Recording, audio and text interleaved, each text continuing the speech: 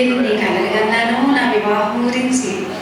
అందమైన భర్త రావాలని, రాకుమారి లాంటి భర్త రావాలని, నన్ను మహారాణిగా చూసుకోవాలని చాలా కలగన్నాను. రాకుమారి లాంటి భర్తే వచ్చాడు, కానీ నేను మహారాణిని కాదు, ఏమీ కాదు. చివరికి వంటింటి కుందేలు అయిపోయాను. ఇక్కడ అంతా కొత్తే. నా పుట్టింట్లో సాగినట్టు నా అత్తారింట్లో సాగట్లేదు నా జీవితం. వీళ్ళు ఏమనుకుంటారో వాళ్ళు ఏమనుకుంటారని వాళ్ళ గురించి చూసుకోవడమే నాకు సరిపోతుంది. ఏమని చేసినా ఏదో ఒక వంక పెడుతూనే ఉన్నారు. ఇలాంటి జీవితం నాకు వద్దు బాబు.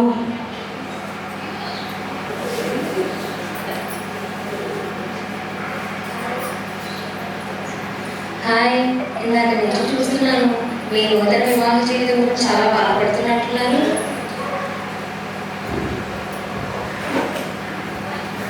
అవునండి, మీరేమో దాని గురించి చెప్తాను, కానీ మీ జీవితం చాలా బాధపడి చాలా వ్యక్తాలతో చాలా నీరసంగా కనబడుతున్నారు. అలాగే పేరాలు తీసి మాట్లాడుతున్నారు.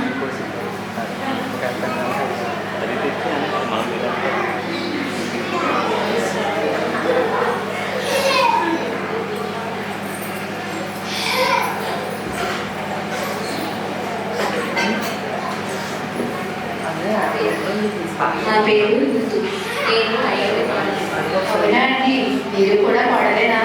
ఒక కోడలు కష్టం ఒక కోడలకి ఇస్తున్నాను కదా, మీరు కూడా అలాగే బాధపడుతున్నారు మీ అత్తారింట్లో. నా స్టోరీ గురించి చిన్నగా చెప్తాను. నేను పోయాకి తీసేస్తున్నాను. మా అత్తగారు ఇస్రాయేల్, వారి భాష వేరు, వారి పద్ధతులు వేరు, సాంప్రదాయాలు వేరు, అన్నీ వేరేనే. అక్కడికి మేము పూజించిన దేవుడు కూడా వేరేనే. కానీ నేను నా అత్తగారి కుటుంబం వల్లే ఆ నిజదేవుడు తెలుసుకున్నాను. అవునా అండి, ఆ నిజదేవుడు నా జీవితంలో ఆహ్వానించుకున్నాను. నా అత్తగారి కుటుంబంతో మనస్ఫూర్తిగా సంతోషంగా చాలా సంతోషంగా జీవిస్తున్నాను. నా మరణం వరకు కూడా నా అత్తగారి కుటుంబంతో చాలా సంతోషంగా జీవించాను. నేను దేవుడిని నమ్ముకుంటాను, కానీ దేవుడిని సహాయం అడగలేదు. ఇక్కడ నుండి దేవుడిని సహాయం కోరుకుంటాను. చాలా మంచిది. ఈ నూతన వివాహ జీవితం దేవుడు సంతోషకరంగా మార్చుకుంటారు.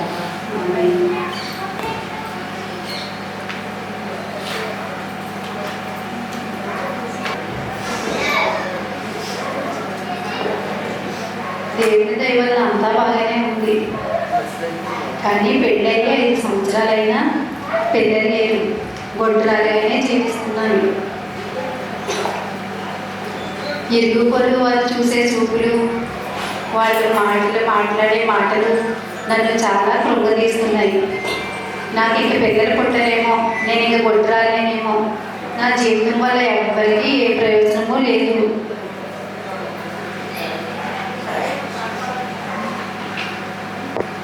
అయ్యో అమ్మ, ఎందుకన్నా గెలుస్తున్నారు? దయచేసి అలా ఏడకండమ్మా. ఎవరండి మీరు? నా బాధతోటి నేను ఏడుస్తున్నాను. నా పేరు అన్న. ఈ బాధ నాకు అర్థమైందమ్మా. నేను కూడా చాలా సంవత్సరాలు పిల్లలు పుట్టకుండా గొడ్రాలుగానే ఉన్నాను. అవునా? మరి మీరు ఏం చేశారు? ఏ హాస్పిటల్కి ట్రీట్మెంట్ తీసుకున్నారు? నాకు కూడా చెప్పండి ప్లీజ్. అయితే నా జీవితంలో కొన్ని జరిగిన సంఘటనలు మీకు చెప్తాను. నా భర్త నన్ను చాలా ఇష్టంగా చూసుకునేవాడు, చాలా ప్రేమగా చూసుకునేవాడు. అయితే నేను పిల్లలు లేని కారణంగా నా బయట వారు నా వారు అనేకమైన మాటలతో నా ఉదయాన్ని గాయపరిచే మాట్లాడేవారు. అవునా అండి? అయితే ఒకరోజు చాలా విసిగిపోయానమ్మా. నా ఉదయం పగిలిపోయిన స్థితిలో లేవు. నాకు ఏం చేయాలో తెలియక దేవుడి సన్నిధికి వెళ్ళాను. నా విరిగిన కలిగిన ఉదయంతో ఆయన పాదాలు పట్టుకున్నాను. ఆయన ఉదయాన్ని ఆయన కుమ్మరించాను. నా ప్రార్థన ఆలకించి, నా మొర ఆలకించి నాకు చక్కటి కుమారుని అనుగ్రహించాను. చాలా సంతోషం అండి. నేను కూడా నా దేవుడి మందిరానికి వెళ్ళి నా హృదయాన్ని కుమ్మరించి బిడ్డలు పొందుకుంటాను. మంచిది. మీకు దేవుడు పెళ్ళయి 7 సంవత్సరాలు అయింది, ఇంకా పిల్లలు లేరు. ఎన్ని ఉపవాసాలు ఉంటున్నానో, దేవుడికి ఎంత కన్నీరు కలుస్తున్నానో. దేవుడు నా ప్రార్థన ఆలకించట్లేదు. నా జీవితం మీకు ఇంతేనా? నేను గొడ్రాలుగా మిగిలిపోవలసిందేనా?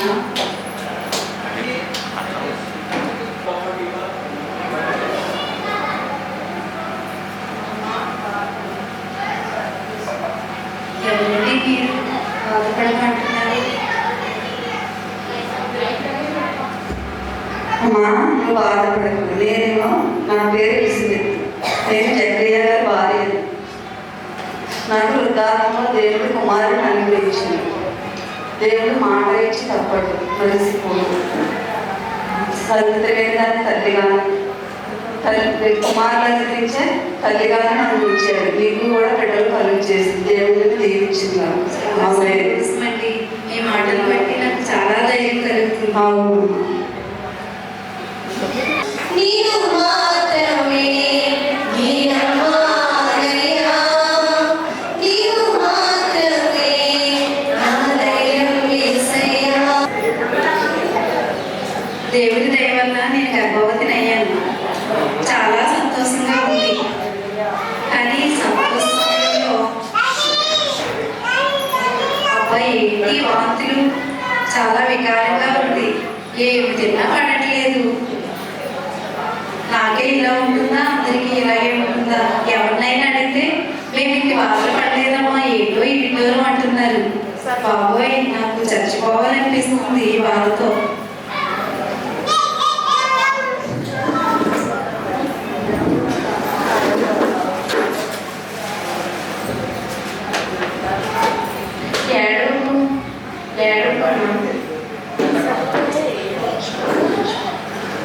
కూర్చోమంటారు ఏంటమ్మా, ఎంత బాధ అనిపిస్తుంటే.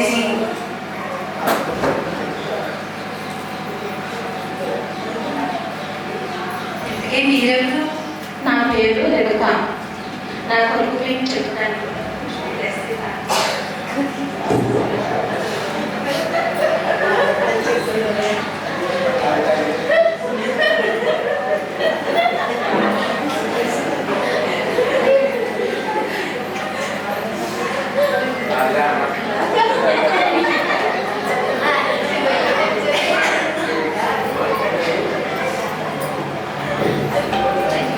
ఉందని తనకి హెసిటేషన్ అండి.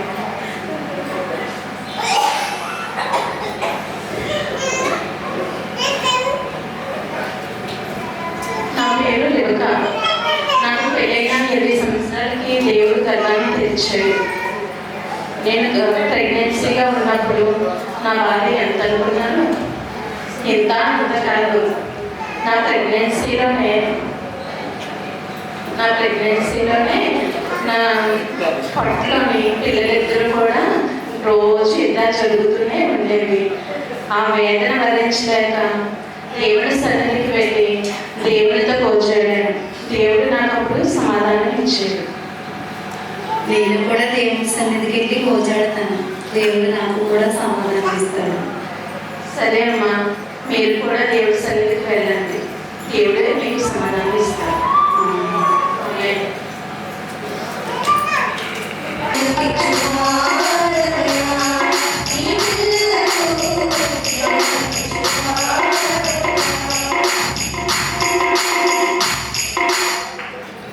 దేవుడి దయ వలన నాకు బిడ్డలు పుట్టారు. వాళ్ళు చక్కగా ఆరోగ్యంగా ఎదుగుతున్నారు. అంతా బాగుంది అనుకున్నప్పటికీ నా భర్త మంచివాడుగానే ఉండేవాడు. కానీ ఇప్పుడు మూర్ఖులా తయారయ్యాడు. ఎవరి మాట వినడు. అందరితోనే గొడవలే, బంధువులతో గొడవలు. ఈ పరిస్థితి వల్ల నా బిడ్డలు నేను చాలా నలిగిపోతున్నాం. ఈ పరిస్థితి ఎలా మారుతుందో ఏంటో. ఏం చేయాలో అర్థం కావట్లేదు.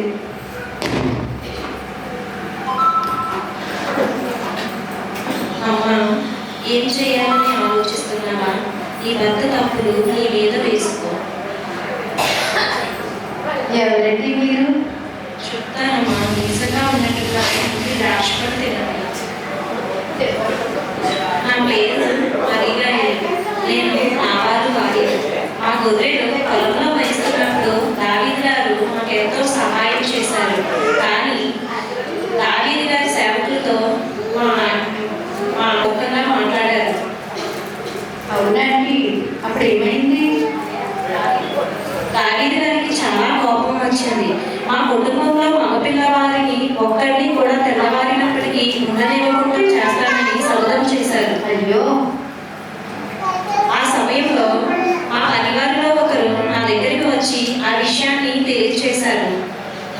వెంటనే నేను దావీదు గారిని ఎదుర్కొని నా భర్త తప్పులు నా మీద వేసుకొని దావీదు గారిని క్షమాపణ వేడుకున్నాను.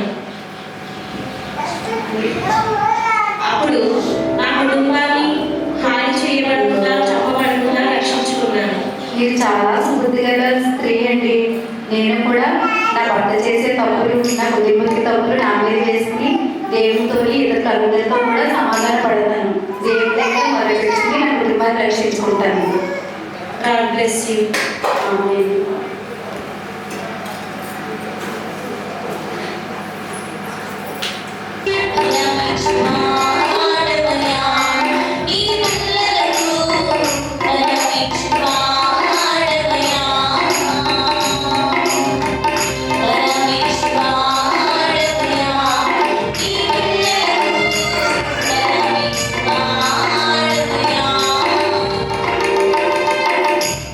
దేవుడి దయ వల్ల ఇప్పుడు అంతా బాగానే ఉంది. నా భర్త కూడా దేవుడి సన్నిధికి దగ్గరగా ఉంటున్నాడు. పిల్లలు పెద్దవాళ్ళు అవుతున్నారు. కానీ నా హృదయంలో ఒకే దిగులు, రోజులు బాగోలేవు. లోకం అంతా కూడా పాపంతోనే నిండిపోయింది. సెల్ ఫోన్ పిల్లల్ని, పెద్దవాళ్ళని అందరినీ కూడా చాలా పాడు చేస్తుంది. ఇలాంటి పరిస్థితిలో నా బిడ్డని దేవుళ్ళు ఎలా కట్టాలా? నాకు చాలా బాధగా ఉంది.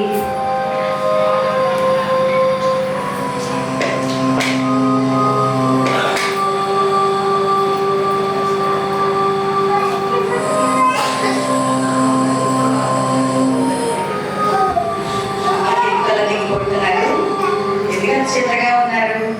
మీకు ఏం కష్టం వచ్చిందని ఎక్కువగా ఆలోచించి బీపీ రేజ్ చేసుకోబడ్డామా? నేను ఒక విషయం చెప్తాను. నా తల్లి అయినటువంటి నా జీవితంలో జరిగినటువంటి విషయం చెప్తాను. ఇంతకీ మీరెవరండి? నా పేరు నీకే. నా తల్లి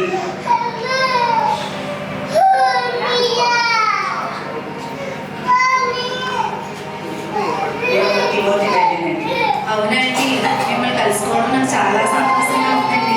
మీరు ఇంత తిమోతి గారిని ఇంత దేవుని భక్తిలో మీరు ఎలా పెంచగలిగారండి?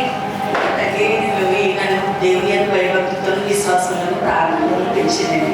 అదే రీతిగా నేను కూడా తిమోతిని భయభక్తితో, దేవుని యొక్క విశ్వాసంతో పెంచాను. దేవుని వాటిని సరిగిస్తుంది కదండి. బాలుడు నడవలసిన త్రోవలను వాడికి నేర్పి నీడన పెద్దవాడైనప్పుడు వాడు ఆయన నుంచి తొలగిపోవడానికి వాటిని సరిస్తుంది కదా. అందుకనే దేవుని అందుకు విశ్వాసవంతులు బిడ్డలు పెంచినప్పుడు వాడు పెద్దవాడైన తొలగిపోరండి. చాలా బాగా చెప్పారండి. నేను కూడా నా బిడ్డని దేవుని సన్నిధిలో పెంచుతాను. దేవునికి సహాయం చేయండి.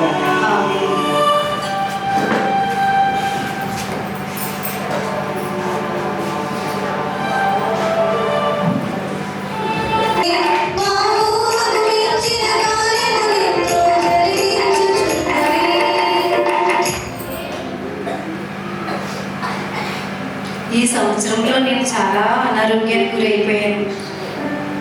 నాకు అస్సలు ఆరోగ్యం బాగోలేదు. నేను ఇంక ఈ రోగంతోనే నేను ఇలా బాధపడుతూనే ఉండాలా? ఈ రోగం ఇంకా నాకు తగ్గదా? నాకు చాలా బాధగా ఉంది.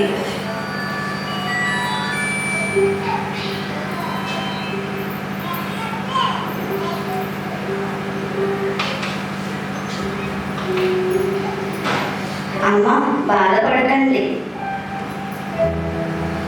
బాధపడకండి అంటారేంటమ్మా? నా బాధ అనిపించిన వాళ్ళకే తెలుస్తుంది.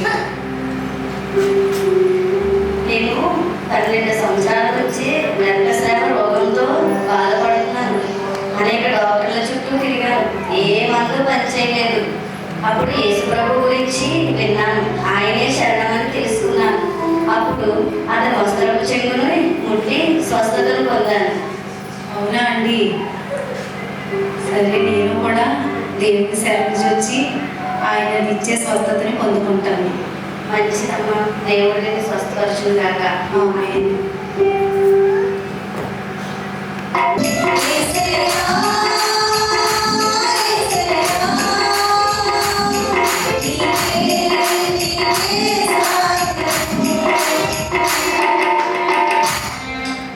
నా భర్త ఉండేటప్పుడు నా జీవితం చాలా సంతోషంగా ఉండేది.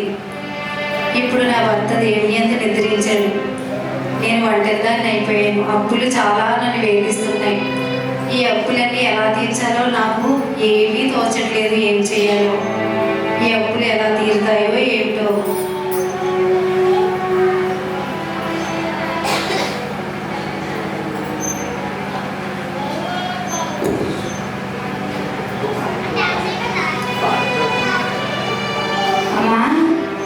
దిగిలెందుకు దిగిలెందుకంటారేంటమ్మా? అర్ధాంతరంగా నా జీవితాన్ని చీకట్లు కమ్మేస్తే ఎందుకు మీరెవరు? నేను ఎలిసా ప్రవక్త గారి దగ్గర ఉన్న శిష్యుని భార్యని. ఆయన ఎన్నో అప్పులు చేసి హఠాత్తుగా మరణించారు.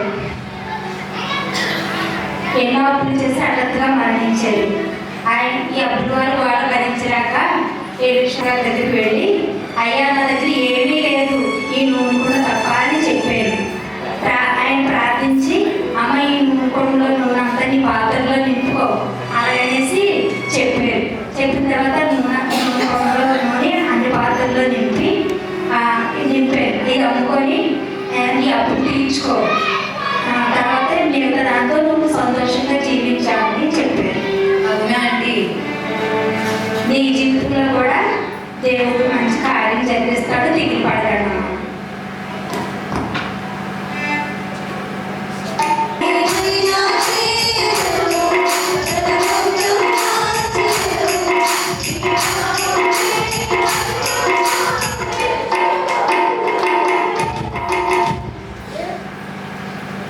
జీవితంలో అన్నీ చూసేసాను.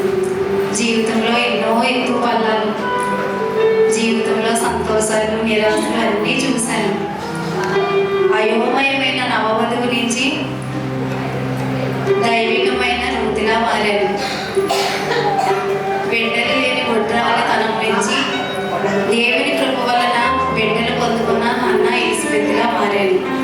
గర్వంతో ఉన్నప్పుడు భయం నుండి సమాధానం పొందుకున్న రిప్కాలా మారాడు.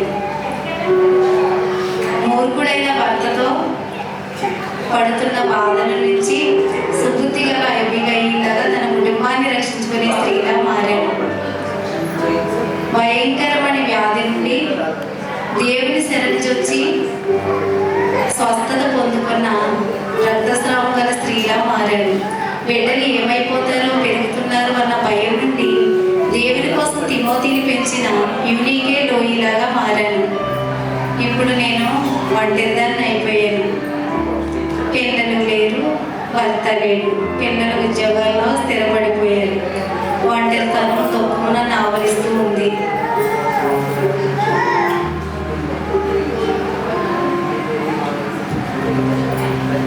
అమ్మా, వంటనే దిగులు చంపబడింది.